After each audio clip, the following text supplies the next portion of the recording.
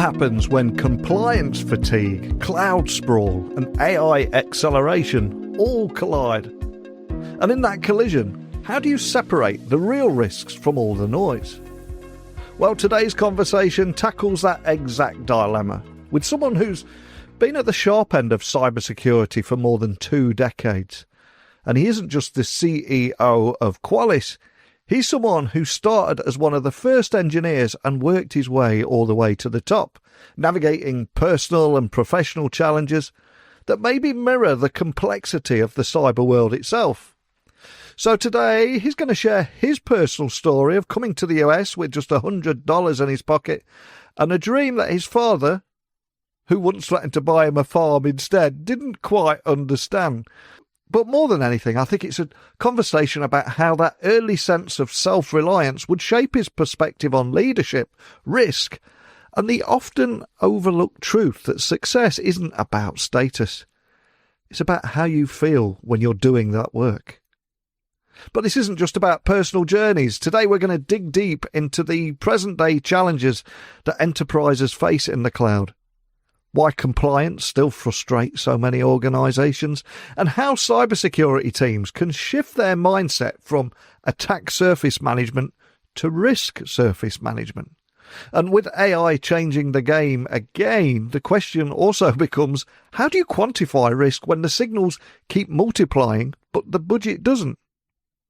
And for anyone in the business of security, my guest is going to offer a new lens, one that asks not how much tech you have, but whether you can explain your risk posture and do it in a plain language to the board that doesn't speak in acronyms. So what's really holding organisations back? Too many tools, too little insight, or just a failure to speak the language of business risk? With that stage set, it's time for me to officially introduce you to today's guest. So thank you for joining me on the podcast today. Can you tell everyone listening a little about who you are and what you do? Well, Neil, thank you very much for having me. I'm Sumedh Thakar. I am the CEO of Qualys. And Qualys, we are a cyber risk management company worldwide. We help organizations throughout the world, banks, governments, really push back and fight back against attackers, whether a nation state or others. And that's really kind of helping businesses and governments manage the risk to their digital infrastructure. So that's what Qualys does. And I've been at Qualys, I would say fairly rare to have somebody who's worked there for 21 years. But I did start at Qualys as one of the first software engineers about 21 years ago. And it's been a great journey to, growing in the organization, learning a lot, and moving on to become the CEO of a publicly traded company for the last 4 years has been an amazing journey for me. And it really has been an amazing journey, because I was doing a little research on you, like I do all of my guests. And I'm always fascinated by the origin story and the journey that my guests have been on. And one of the things I was reading about you is I think your journey began when your father offered to buy you a farm rather than even think about working in technology. So tell me about that origin story and the path to a career in tech. It wasn't quite like that. He was, offered to buy a farm. More so, he threatened to buy me a farm if I didn't get my grades in place. So okay. I would say that, look, I think I was born in India, in Pune, and a family that was extremely focused on education. And, one of the things that my parents would always say that, look, your beauty, your age, your wealth can be taken away from you, but knowledge is something nobody can take away from you. Once you gain knowledge, nobody can take it away from you. And so the focus always was on education and really learning and making sure that you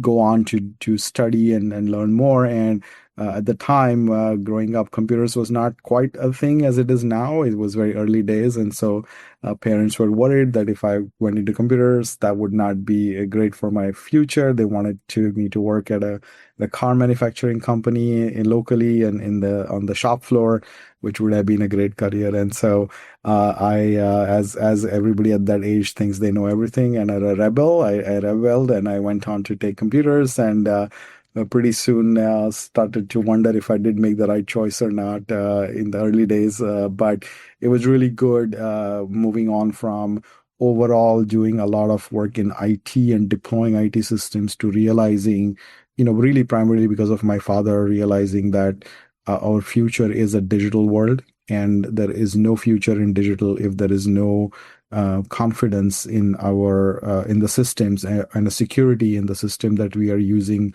in the future. People will stop using the digital technology that we use. And so it was really interesting sort of for me, starting in India, getting an opportunity to come to the United States, a few years ago, really, as they say, with $100 in my pocket, and then just an opportunity to work through multiple different companies and roles, and growing and getting on to run a global cybersecurity company has been a great story for me. Just I think that's success to me is. I have no more promotions left. That's how I tell my team I've achieved it.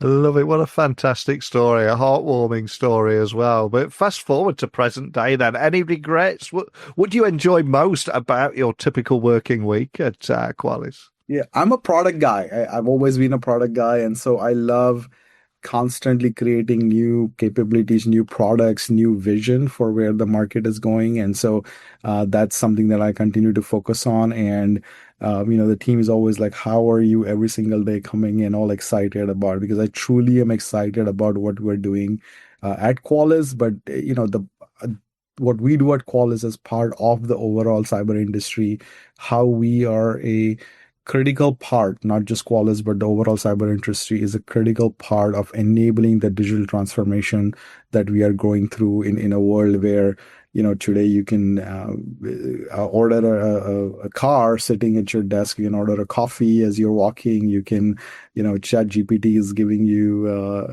relationship advice based on millions of other people who have succeeded in their relationships. And so digital world, and it's even more interesting in many countries where for countries like Brazil, countries like Indonesia, Malaysia, India have truly embraced digital technology to uplift the financial status of millions and millions of people by creating QR code based technology, by creating biometric based identification systems, and so us sort of continuing to create technology that enable us as a humanity to move forward in the next era of digitization. Because otherwise, every time you use your credit card or some sort of a digital transaction, you lost a few pounds here or there, you would stop using it, right? So it is important that we continue that innovation, and that to me is the exciting part every day. Is we get an opportunity to learn from our customers, see what the attackers are doing, and respond to that with technology that really helps them protect themselves and our overall ecosystem, really. And I'm curious, from everything you're seeing and hearing in the cybersecurity industry, whether it be conversations with clients or even conversations on the show floor at events scattered across multiple continents, why is it that companies are still having problems dealing with compliance and rule changes? There's one side of me that completely gets it because it is almost a moving target and the pace of change is so fast. But what are people saying, and why are they still having so many problems? I think it is a reflection of how critical the cyber area is to the overall industry that we operate in today, right? If it wasn't, people wouldn't come up with compliance regulations and needs. But anything that happens, and you see this right now happening in a couple of companies in UK, we have seen that happen with the Colonial Pipeline. We have seen that happen with some of the other organizations, and even in countries, right, where any form of a compromise that is meaningful from a digital perspective can have very far-reaching consequences. I always give this example. Back in the day, if you wanted to rob a bunch of banks, you would have to coordinate 30 different cities, 30 crews hitting banks branches at the same time physically, and maybe making off with 100,000 pounds from each place. If you look at the Bank of Bangladesh, they were able to steal something like $90 million or something like that in a few minutes. So you are seeing that the impact of a digital breach is quite significant. And so obviously there is a cost to implement any digital cybersecurity capability.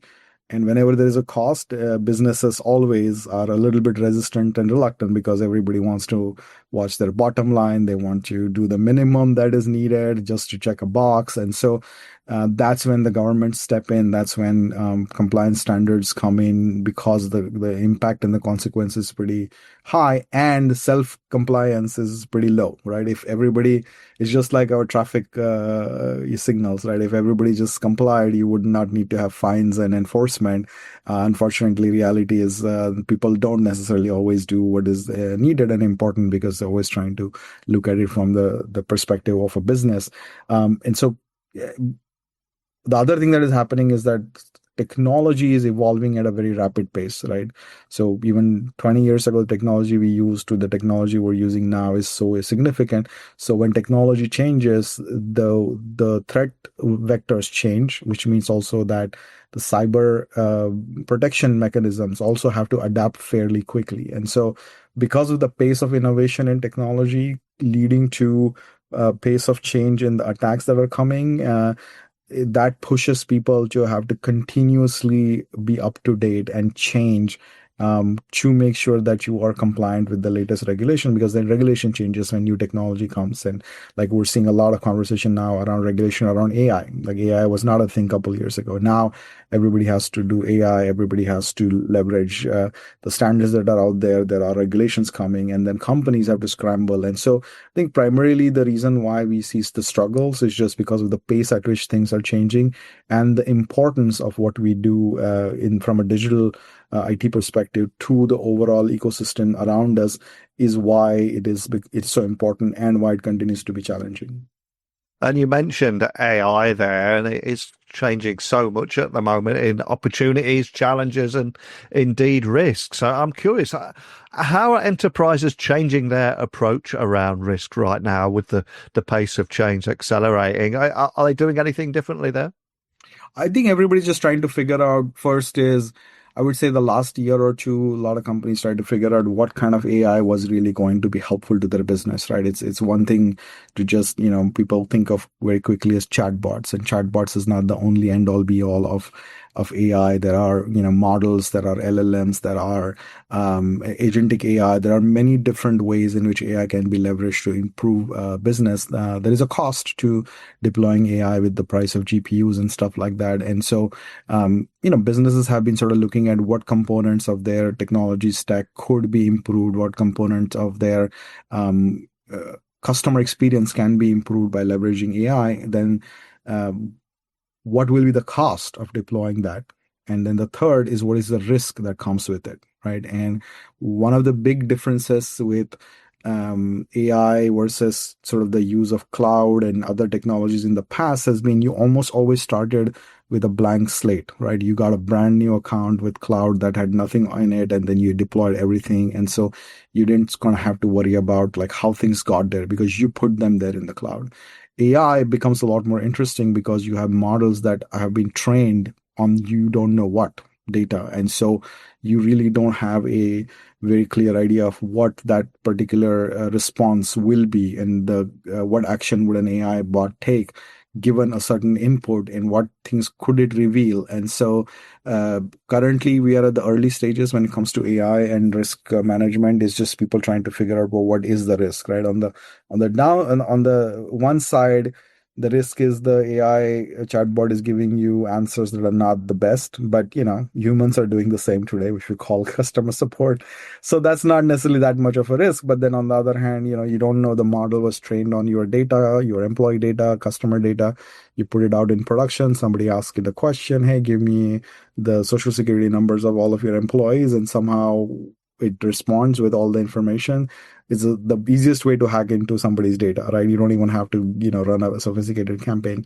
So just like with everything else in digital ecosystem, the business has to look at, do I actually have any meaningful use of AI that I can do now, which is cost effective? And then what is the risk that I have to balance by leveraging that, right? The risk reward equation. But to be honest, Neil, this is a challenge for not just AI, but any security measure that a customer has to put in place, people have to really assess what is the risk. And this is a big challenge in cybersecurity in general. People are running after technology and people are running after the latest names and acronyms, but forget that at the end of the day, cybersecurity is just a risk management exercise for the business. And like with any risk, you have to define how much is the risk, and then that decides how much you're going to spend to reduce that risk. And that's what we're seeing happening in AI as well right now. And if we were to zoom out and look at the entire cloud security market, many people listening might think that it is an incredibly crowded space. But I was reading before you came on today that you believe the cloud security market is actually up for grabs right now, and it will support the next security company valued at more than $100 billion. So tell me more about that belief. Look, I think that the dollar numbers I don't really get into because who knows about the future. However, what we see as the cloud market right now is a static snapshot of what it is now. Yeah. But take an example of how, let's say, AI just burst onto the scene. Where do you think all of that AI is going to be implemented? It's all going to be implemented in the cloud. And so everybody is going to continue to leverage more and more cloud for deploying not just what we have now. So a lot of people look at it as, oh, I have all this stuff on-prem and I'm going to move it into the cloud. And so that's where cloud is going to grow. But AI has shown you that there is going to be new things and new technology will come, which will then accelerate the deployment of AI, of cloud capabilities. And so it is just going to be a market that is going to continue to grow. But again, remember, people don't have infinite budget. So just because you are doing more in the cloud doesn't mean you're necessarily going to spend like crazy in the cloud either. While your overall spend will shift and move because you're just doing more in the cloud, you still want to know that just because I have 70 attackable configurations in my cloud, does that really mean that I have a risk? And we talk about this at our conference in a couple of days, is the concept of moving from an attack surface management approach to a risk surface management approach. Just because you have a bunch of stuff in the cloud that can be attacked does not actually mean that you might lose money, right? And so how do you change that equation? But definitely what we see is the future of technology. I mean, digitization is just going to keep growing, right? Like you're going to have more and more digitization happen. And then you're going to have more of the compute being deployed in the cloud. And the more of that goes in the cloud, the more opportunity there is for cloud-based and cloud-native security companies to continue to provide solutions to the customers that they will continue to grow. So I do think that cloud is a big area of growth from a cybersecurity perspective as well. And we were talking at the very beginning of our conversation, the speed of technological change, and indeed the speed of time seems to play a part in that too. We're already halfway through 2025 with one eye maybe just around the corner at 2026. So what do you think are the biggest challenges that are lying ahead for businesses as all these different emerging technologies converge, different opportunities and challenges, so much going on? What are the biggest challenges ahead, do you think? I think that's a great question, because if you look at, despite so many new technologies coming in cyber, you have so many acronyms, you have CNAB, ZTNA, and all kinds of different things, or in zero trust, breaches have continued. We've continued to see, breaches are happening from many different ways. Sometimes it's credentials, sometimes it's just basic vulnerabilities that have not been patched. And so I think the challenge that people are facing is that as you are deploying a lot of digital infrastructure, there is also just a whole bunch of risk factors that are coming up. And as you deploy more cybersecurity solutions, they are just generating a lot more signals. And that signals is noise if you don't have a strategy. And so all you're saying is, okay, I have so many findings, I have so many this, I have so many that. And you are never going to get a budget that is going to help you basically say, oh, you have like this budget, we're going to go fix everything. So which means that the challenge that the industry has is more about really figuring out how to quantify your risk from cyber than how to create look, risk management has three components, right? At a high level, you have risk mitigation to take care of the things that you can mitigate. you have risk acceptance. You never have zero risk. So you have to say, well, how much risk am I willing to accept? And then you have risk transfer. What you cannot accept and mitigate, you have to transfer to a cyber insurance company. And businesses and organizations and security leaders need to start thinking more in terms of that and less about, do I have the latest technology? It is, at the end of the day, if I have a cyber attack, how much money do I stand to lose? How much should I spend now in reducing the possibility of that happening? And with that particular spend, where should I spend? Where is my highest risk? What is causing the highest probability of an attack? How do you evaluate that on a continuous basis? Because maybe it's not a cloud related finding that's going to give you the biggest loss. Maybe it is just unpatched software. Maybe it's not software, it's just a credential that is not properly secure and a password that's not properly up to compliance. And so now that is being used to do that. So for me, as the use of digitization is going to increase, the number of cyber signals, risk factors are going to increase significantly, and we definitely will not be in a place where we can fix everything. So the challenge is going to be, how do you triage, how do you prioritize, and how do you truly find out what is actually causing risk? And so in the cyber industry, we have had the concept of SOC, which is a security operations center, to detect things after a breach has happened. We have been now introducing and talking about the concept of a ROC, which is a risk operations center. How do you formalize your risk management process so you're not done, running a risk whack-a-mole, where anything new comes up, you're running after that, then something comes up over there, you're running after that. How do you formalize your risk management process? How do you bring all your assets in one place, apply threat intelligence, apply business context, and decide what you're going to fix and what you're not going to fix, so that you can cost effectively protect your company rather than just pouring more and more and more money in cyber and still missing what's really important, because you haven't done the work of operationalizing your risk management, rather than just running after a technology and running after something that is like the latest and greatest that came in the news today. And before we came on the podcast today, you were talking about a number of different events that you're attending. So you must get to talk with so many different people around the world. So what excites you about the future in this space, where you take into account all those conversations and your daily work and everything? What is it that excites you, makes you want to jump out of bed in the morning? That's the best part about my job, is the opportunity to meet some of the top security people across the globe. I was in India last week. Here in UK, I'm going this week. Next week, I'm going to be in Washington DC, where we have a federal event happening, where we're going to meet a lot of the government customers in the US. And the common theme is the same thing, is that people just keep feeling like they're doing a lot. They're working 24/7 and not getting anywhere, not making any meaningful progress. And so for me, the thing that's always very exciting is when you're having a conversation that is resonating and top of the mind with the security leader that you're talking to, right? Sometimes you might be talking about something and they're like, yeah, that's fine, talk to somebody in my team. Versus, if I go up to a CISO and say, hey, how's your board reporting of your risk? Immediately the conversation is like, oh my God, it's like we're struggling, our board doesn't understand what we're trying to say. We don't understand what the board is asking for. How can you help us? And, how can we collectively come up with ways that make it easier for people to understand the cyber risk posture? Sometimes the industry tries to rotate about like, oh, we need to educate the board.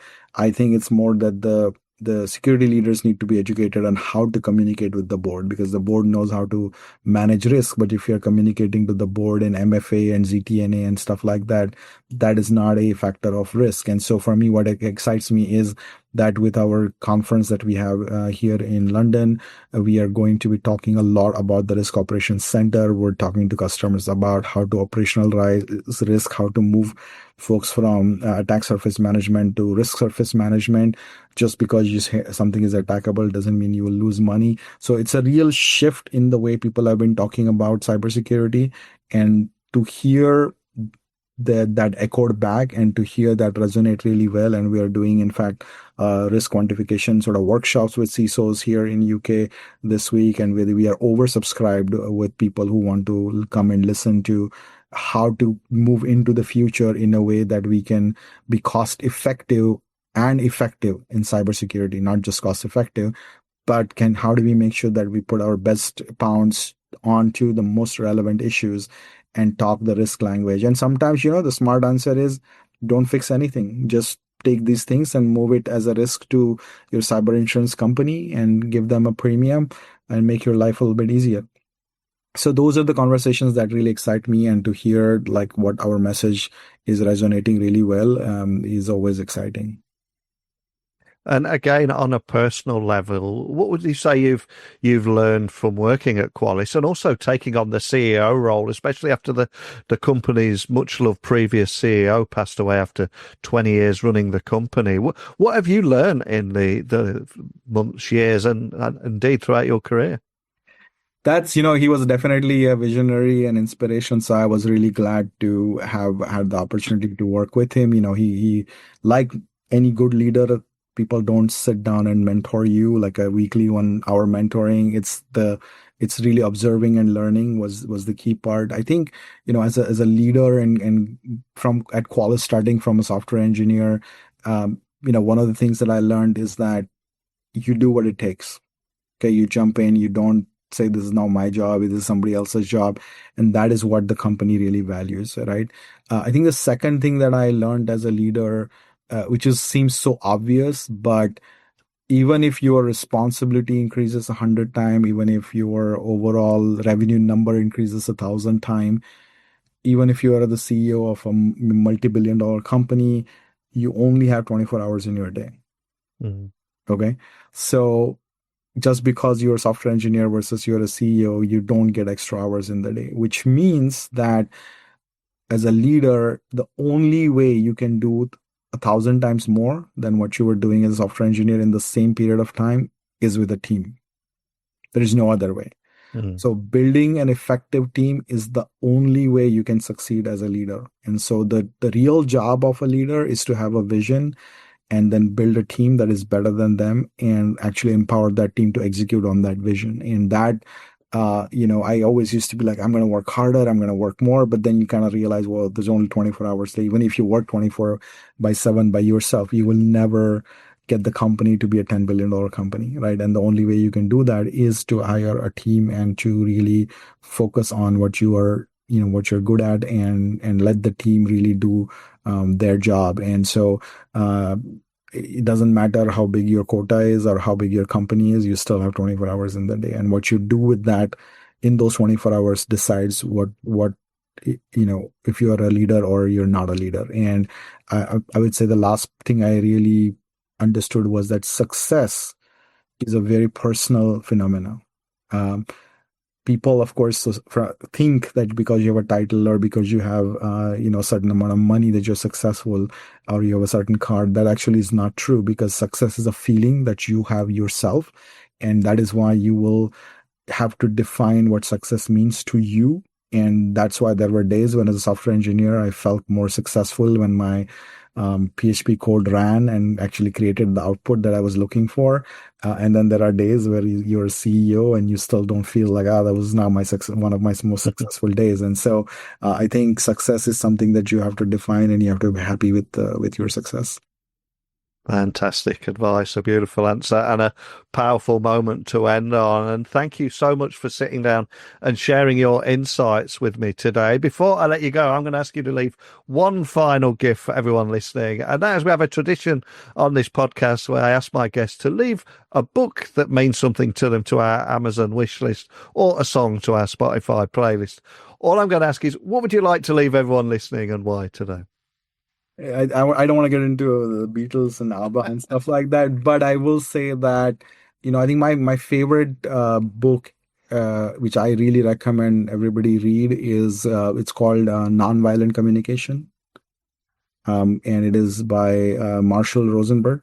And it is a very interesting book because, look, at the end of the day, 90% of what we do during the day truly is just communication. You are communicating things to people. You are getting communicated to about the things that you are doing.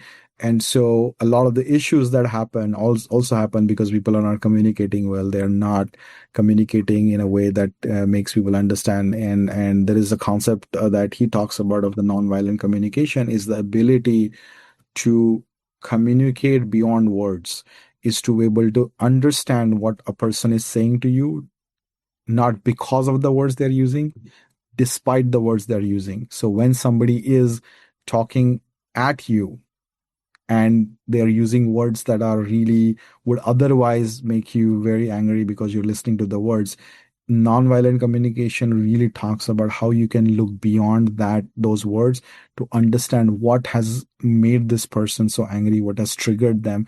And if you can develop that ability, you are going to be a fantastic leader. And just forget a leader, you're just going to be a happy person in life. You're not going to walk around unhappy because somebody said something to you.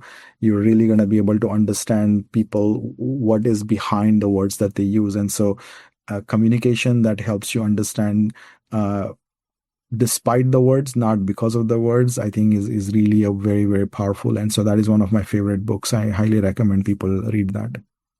Whoa, I'm going to be checking that out. You've certainly got me intrigued. So I'll add that to the Amazon wish list. And for anyone listening wanting to dig a little bit deeper on Qualys, we've covered a lot today.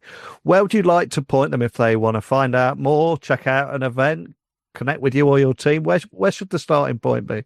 Connect with me on LinkedIn. I'll be happy to talk to each and every one of you. But Qualys.com is a pretty good place to go otherwise. So. Awesome. Well, I'll get links added to everything there too. And as I said, we covered a lot today, from why companies have had problems dealing with compliance and rule changes, and they're changing their approaches around risk as a result, why the cloud security market is up for grabs, and what you've learned from working at Qualys and sharing your personal journey and leaving us with a great book for everyone to check out too. Just thank you for joining me today. Thank you so much, Neil. Thank you for having me. I think what stood out most in my conversation with my guest today wasn't just his deep technical knowledge or even his incredibly thoughtful insights on risk. I think it was the emphasis on communication, not just reporting to a board, but in how we lead, how we assess, and how we respond to everything that's happening around us. Because yes, the tech will keep evolving, and AI will keep throwing up new questions. But cloud adoption is only going to accelerate too. So my guest's message is clear. Unless we learn to operationalize risk, define it, prioritize it, and communicate it in a way that aligns with business outcomes, then we're just going to be stuck playing cybersecurity whack-a-mole, and we all know what that feels like. So here's my big takeaway. The organizations that win won't be the ones with the flashiest dashboards. They'll be the ones who know when not to fix something, when to transfer a risk, and when to focus on what truly matters. And in a world full of alerts, we all know what alert fatigue looks like. I think the real challenge is clarity. So, how are you managing your cyber risks? Are you tracking vulnerabilities, or are you quantifying consequences? Let me know your thoughts. Love to hear how your team is navigating this shift. Remember, you can connect with me on LinkedIn, Instagram, TikTok, in fact, any social channel, just at Neil C. Hughes. Let me know your thoughts. But that's it for today. So thank you for listening as always. And I'll be back again with another thought-provoking question tomorrow. And of course, Neil's one big takeaway.